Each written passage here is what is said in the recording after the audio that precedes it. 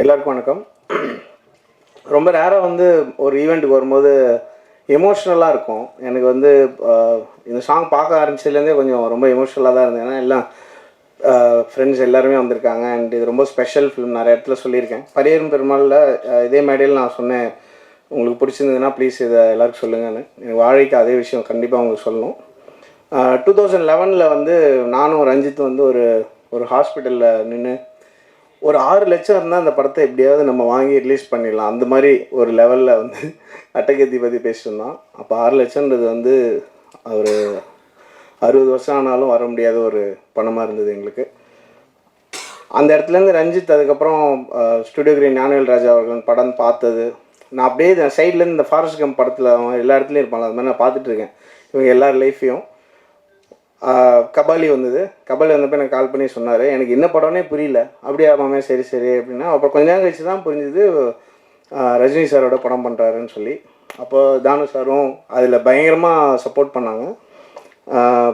அந்த படம் பண்ணும்போது என்கிட்ட வந்து சொன்னார் ரஞ்சித், மாமே உன்னோட டீமெல்லாம் விட்டுறாத, புதுசு புதுசாக நீ பாட்டு ஆள் கூட்டு வந்துடாத, நீ வந்து எப்பயுமே ஒர்க் பண்ணுறவங்களோட ஒர்க் பண்ணு அப்படின்னு சொல்லி சொன்னால், ரொம்ப நான் யூஸ்வலாக அப்படி இருக்கணும்னு தான் ஆசைப்பட்டேன். எனக்கு சொல்லும்போது ரொம்ப எமோஷ்னலாக இருந்தது. அன்றைக்கி நம்ம கட்டி பிடிச்சி தேங்க்யூ ரஞ்சித், எனக்கே எப்படி கேட்குறதுன்னு தெரியல அப்படின்னு சொன்னேன்.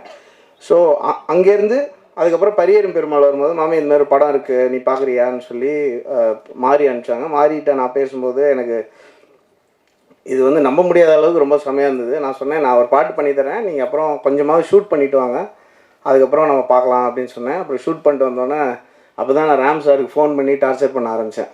அவர் ஃபோன் பண்ணி சார் பயங்கரமாக இருக்குது சார், நான் தனியாக கூப்பிட்டு இருந்தேன். பரியரும் பெருமாள் வந்தப்போ வந்து ஒரு பிஆர் ஏஜென்சி மாதிரி ஆகிட்டேன் நானே. எனக்கு என்னோடய அந்த ஆர்ட் ஃபார்ம் ரொம்ப என்னை ஹிட் பண்ணதுனால நான் எல்லாருக்கிட்டையும் சொல்ல ஆரம்பித்தேன். அண்ட் அது வந்து ஒரு பொலிட்டிக்கல் சேஞ்ச் க்ரியேட் பண்ணிச்சுன்னு நான் நம்புகிறேன். அந்த படம் நல்லா இருக்குன்னு சொல்லிடணுன்ற கட்டாயத்துக்கே வந்துட்டாங்க. அந்தளவுக்கு ஒரு மிகப்பெரிய பொலிட்டிக்கல் சேஞ்ச் க்ரியேட் ஆச்சு. அதுக்கப்புறம் வந்து அந்த படம் ரிலீஸ் அந்த ஒரு 4 ஃப்ரேம்ஸில் ஒரு ஷோ நடந்தது.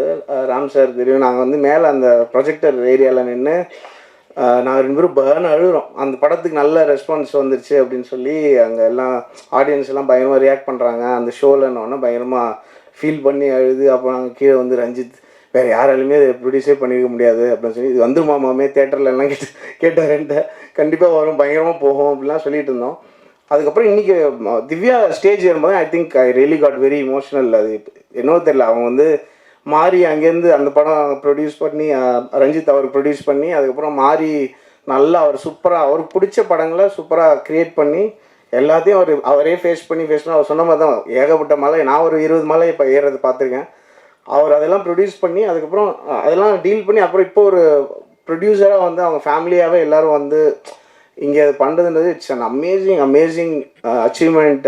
ரஞ்சித், மாரி, ராம் சார், தானு சார் எல்லாரும் so thankful to you all. And ரொம்ப நான் விஷ் பண்ணணும்னு நினைக்கிறேன் மனசார.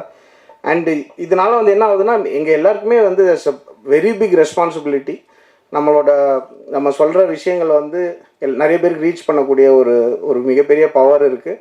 கொஞ்ச நாள் முன்னாடி கூட அது சுத்தமாக இல்லாமல் இருந்தது. ஸோ அது எல்லாருமே வந்து அதை ரெஸ்பான்சிபிளாக நாங்கள் யூஸ் பண்ணி I think we can take art form forward. உங்களுக்கு ரொம்ப பிடிச்ச படைப்புகள் வந்து கொடுக்கலாம் அப்படின்னு நான் நம்புகிறேன்.